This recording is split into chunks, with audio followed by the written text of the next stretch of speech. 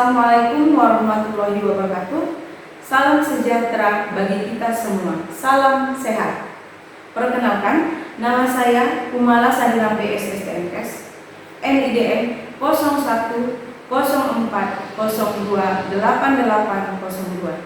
Saya dosen tetap di Akademi Kebidanan Bangunan Nusa Sibuan. Di sini saya sebagai dosen pengampu mata kuliah Asuhan Kebidanan Kehamilan dengan kode mata kuliah BD 301 dengan bobot SKS 5 SKS yang terdiri dari 3 SKS teori dan 2 SKS praktek. Di sini saya akan menjelaskan metode pendidikan dan pengajaran yang sesuai dengan DIY, yaitu Delivery Interaction Assessment.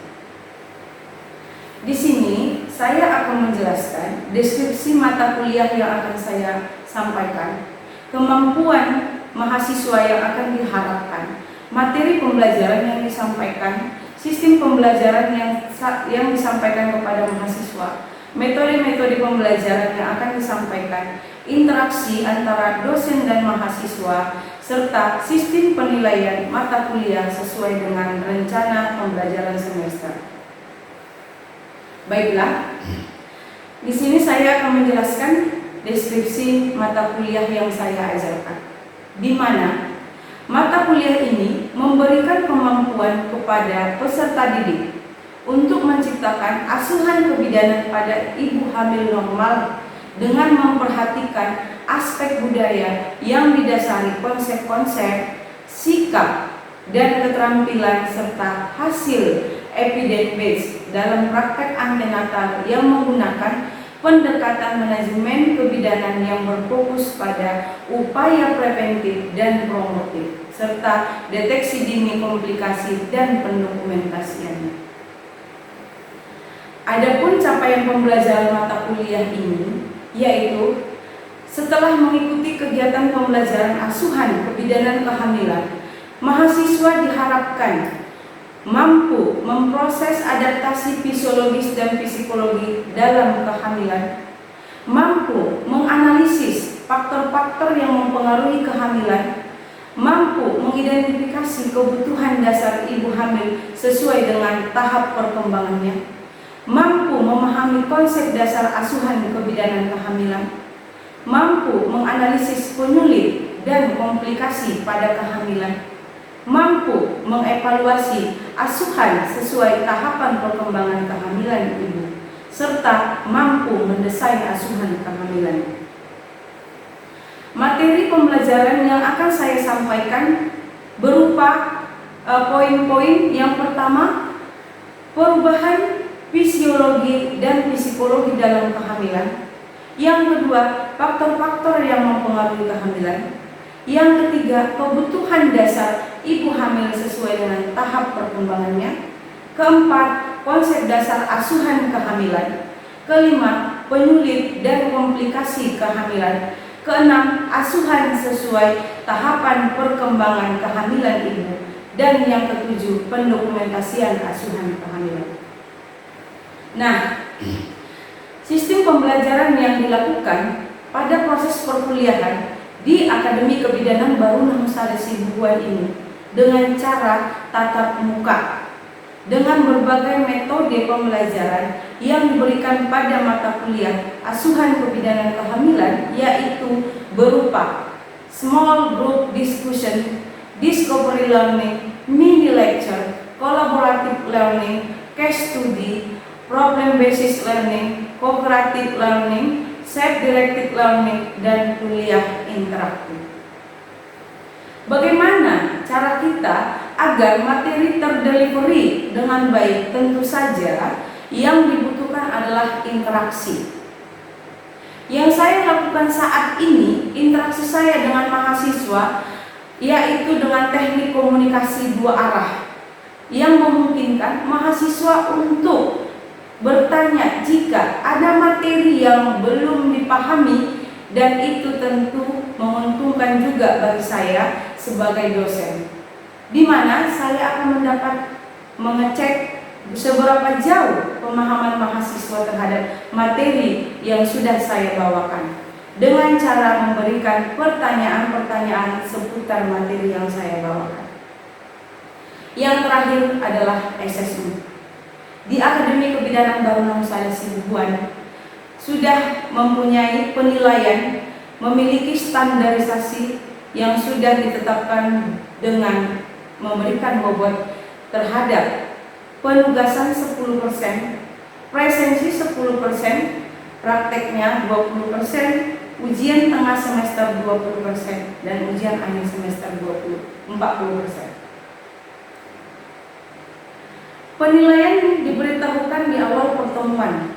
Hal itu adalah untuk mencegah terjadinya komplain dari mahasiswa di akhir semester. Dan penilaian mahasiswa juga memasukkan unsur-unsur observasi pengamatan terhadap tingkah laku mahasiswa yang membangun pribadi mereka menjadi bidan yang tidak hanya berkompeten tapi memiliki akhlak, kemudian jujur dan disiplin. Demikianlah deskripsi mata kuliah yang saya bawakan. Untuk berikutnya kita dapat saksikan proses pembelajaran di kelas. Terima kasih.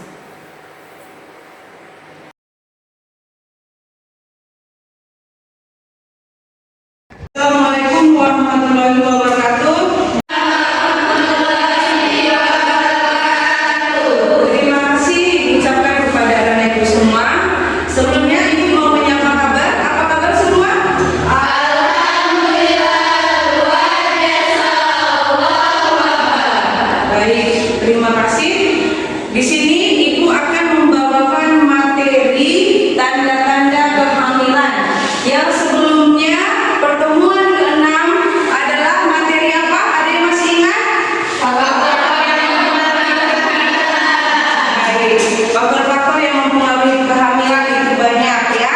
Yang pertama itu ada dukungan suami ya, dukungan keluarga. Apa lagi?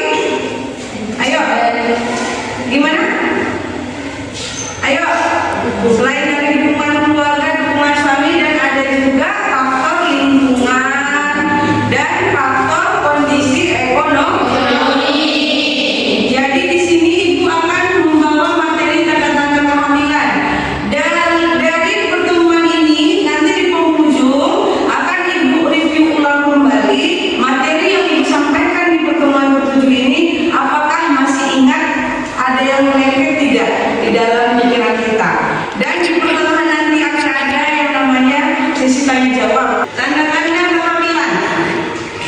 Tanda-tanda kehamilan itu ada 3. Yang pertama adalah tanda dugaan hamil, kedua tanda kemungkinan hamil, dan yang ketiga adalah tanda pasti hamil. Ya, ini adalah tanda-tanda yang memang pada kehamilan umum pada seorang ibu hamil. Tanda dugaan hamil di sini yang pertama itu amenorrea. Masih ingat apa amenorrea? Masih ingat? Amenorrea. Amenorrea adalah tidak datang bulan ya. Tidak datang bulan. Jelas ibu hamil itu tidak akan lagi datang bulan. Karena kenapa? Dia sudah stop. Ya, makanya kalau ada tanda-tanda temannya itu atau keluarga dia udah 1 atau 2 bulan pertama datang bulan, berarti kita sudah mulai menduga oh, ini hamil. Dengan cara apa? 1, tandanya adalah amenorrea.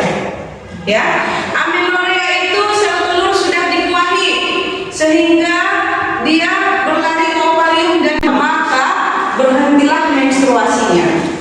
Ya, setelah berhenti menstruasi maka terjadilah konsepsi dan nidasi atau tidak terbentuk folikel degrade dan ovulasi.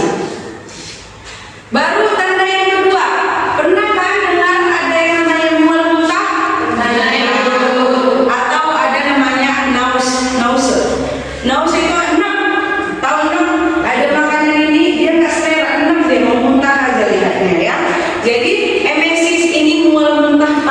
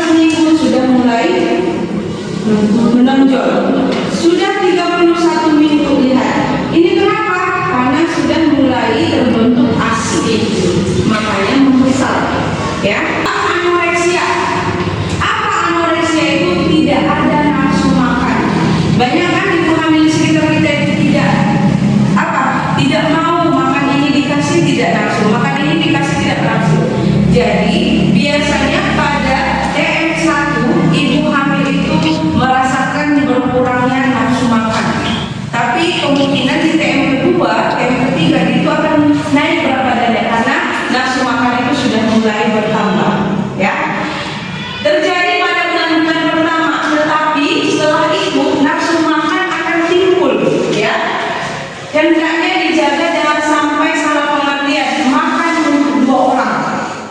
Jangan salah, saya kan makan untuk 2 orang. Jangan diforsir, paham ya? Saya hamil, berarti saya makannya ini harus makan 2 orang, itu salah. Jangan. Yang jelas lihat berat badan kita itu normal atau tidak. Ibu hamil itu sering kencing, ya, dimana kantung kencing tertekan oleh uterus yang mulai membesar. Ini dia, nih, ya. Pada triwulan petak kedua, umumnya keluhan ini hilang oleh karena uterus yang membesar keluar dari rongga panggul. Pada akhir triwulan, gejala bisa timbul kembali karena janin mulai masuk ke rongga panggul dan hal yang wajar dan normal, tidak jadi masalah, ya. Baru obstipasi. Tanda yang ke-6 adalah obstipasi, di mana karena terjadi tonus otot menurun yang disebabkan oleh pengaruh hormon steroid. Apa obstipasi? Susah BAB. Baru pigmentasi kulit. Pernah lihat wajah ibu-ibu yang ada di sekitar kita, baik ibu yang di walaupun kita nanti pulang kampung, ya, pasti kan ada ibu-ibu hamil itu kita melahirkan itu akan hilang, tapi nggak langsung hilang, dia bertahap hilangnya, ya. Pada kehamilan 15 minggu ke atas ini akan keluar pigmentasi kulit, dikenal sebagai plasma gravidarum atau topeng kehamilan. Area rahim juga menjadi lebih hitam. Ini puting payudara kita, ya, puting payudara kita ini pasti akan mulai hitam ya. Ini dia. Daerah leher menjadi lebih hitam dan kayaknya apa ini leher kita juga. Ada ibu hamil di sini hitam-hitam, ya, hitam di sini. Baru di mana lagi ada yang putih, tergantung orangnya. Gak semua sama ibu hamil itu, ya. Kita masuk ke tanda kemungkinan hamil. Sebelum ibu lanjut, ada tidak pertanyaan pada tanda dugaan hamil? Kalau tidak ada, kita lanjut. Tidak ada? Oke, kita lanjut. Sudah nampak kan di slide ibu? Baru adalah tanda Hegel. Tanda Hegel adalah konsistensi rahim dalam kehamilan berubah menjadi lunak, terutama daerah isthmus. Pada minggu-minggu pertama, isthmus uteri mengalami hipertrofi seperti corpus uteri. Ini dia. Ketika kita pegang, ya, kita pegang ini, ya. Hipertrofi isthmus pada triwulan pertama mengakibatkan isthmus menjadi panjang dan lebih lunak, sehingga kalau kita letakkan 2 jari dalam korteks posterior dan tangan satunya pada dinding di atas simfisis, maka isthmus ini tidak teraba seolah korpus uteri sama sekali terpisah dari uterus, ya. Baru tanda cakrik. Tanda cakrik ini di mana kita boleh di area mulut rahim. Adanya hipervaskularisasi mengakibatkan vagina dan vulva tampak lebih merah, ada kebiru-biruan atau lipid, warna korsio tampak lipid. Hal ini disebabkan oleh pengaruh hormon estrogen. Budal sign. Di luar kehamilan, konsisten cervix keras, ya. Kerasnya seperti itu merasa ujung hidung. Pernah? Ini keras gak? Seperti itulah kerasnya. Dia nggak sekeras batu. Dia keras seperti ujung hidung. Jadi kalau kita pegang nanti ada yang di dalam rahim ibu keras yang namanya ujung hidung, berarti itu tanda terbesar, ya. Baru pada kehamilan cervix menjadi lunak pada kelemahan selunak bibir atau di ujung bawah dan kuning. Coba dulu, bibirmu mana? Lunak kan? Lunak kan? Nah, seperti kalau kita mau bandingkan ini daun telinga, lunak gak daun telinga kita? Lunak kan? Nah, jadi dia itu gak keras-keras, ininya lunak sekali, ya. Ya. Tanda masih hamil ini adalah tanda-tanda yang terakhir. Ini lihat, ada gambar ini, berarti ada seperti tendangan pada perut ibu hamil.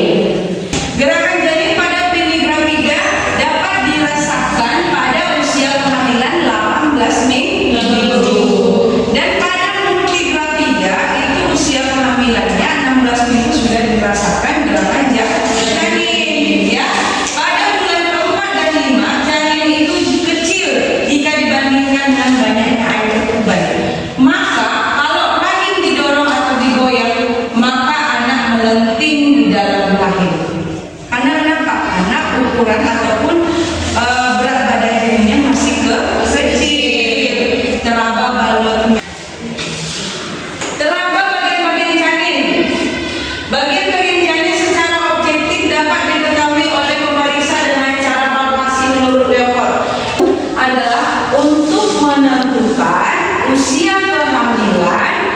dan untuk menentukan tinggi fundus uteri serta menentukan bagian apa yang terdapat di fundus uteri. Level 2 untuk menentukan bagian sisi kanan dan sisi kiri perut ibu, yaitu jari-jari tangan dan jari-jari kaki si janin.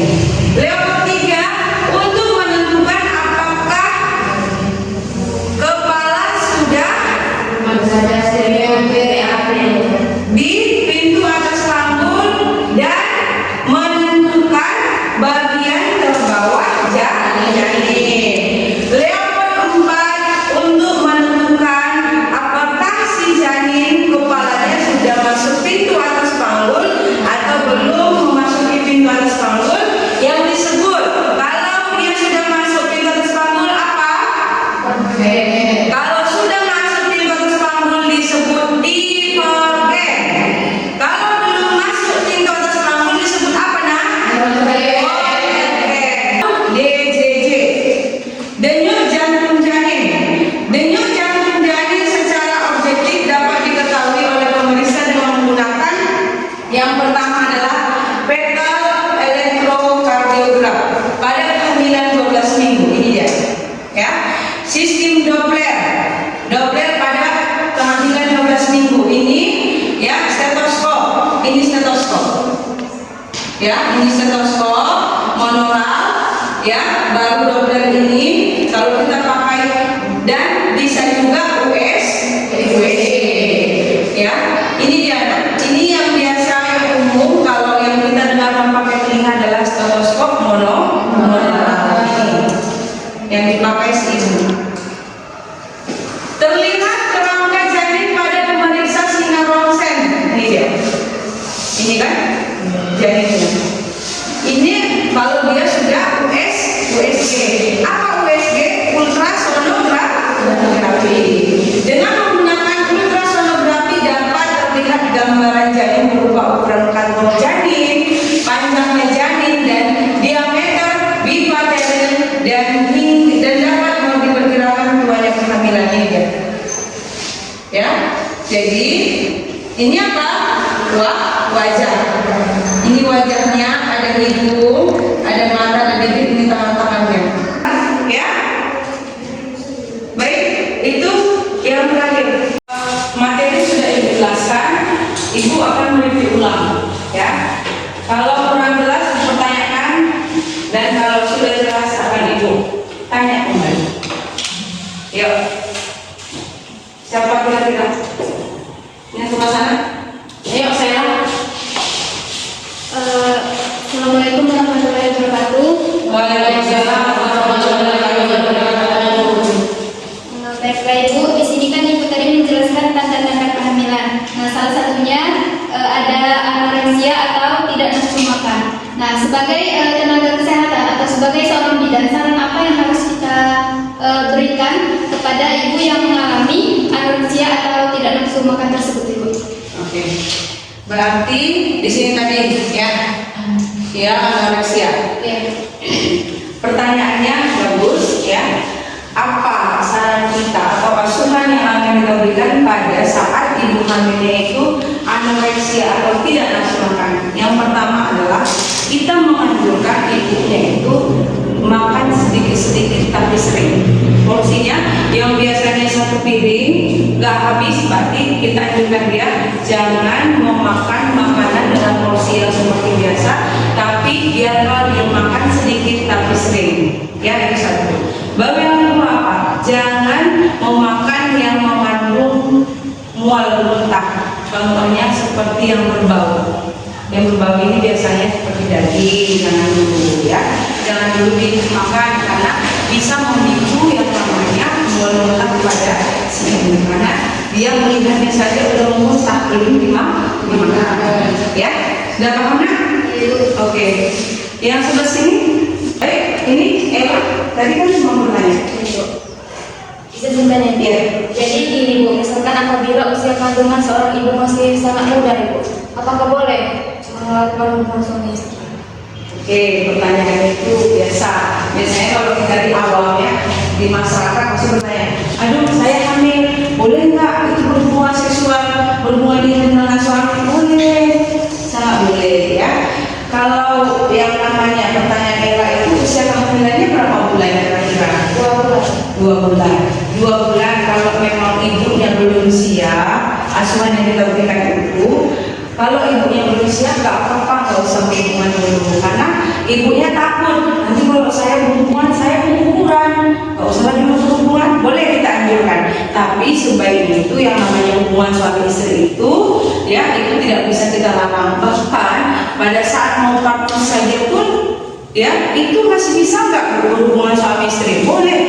Ada pertanyaan? Kalau sudah tidak ada, pas. Baik, terima kasih Ibu ucapkan kepada anak-anak semua. Mudah-mudahan dengan materi yang Ibu sampaikan ini kalian Ibu sudah paham dan bisa mengaplikasikannya ketika kalian sudah menjadi bidan. Ya, dan untuk itu kita nanti akan ada yang namanya penugasan ya. Penugasannya akan Ibu buatkan ya dalam bentuk buat makalah nanti. Oke? Kalau memang tidak ada lagi, Ibu tutup. Wabillahi taufiq wal hidayah. Wassalamualaikum warahmatullahi wabarakatuh. Dan sampai bertemu di pertemuan berikutnya.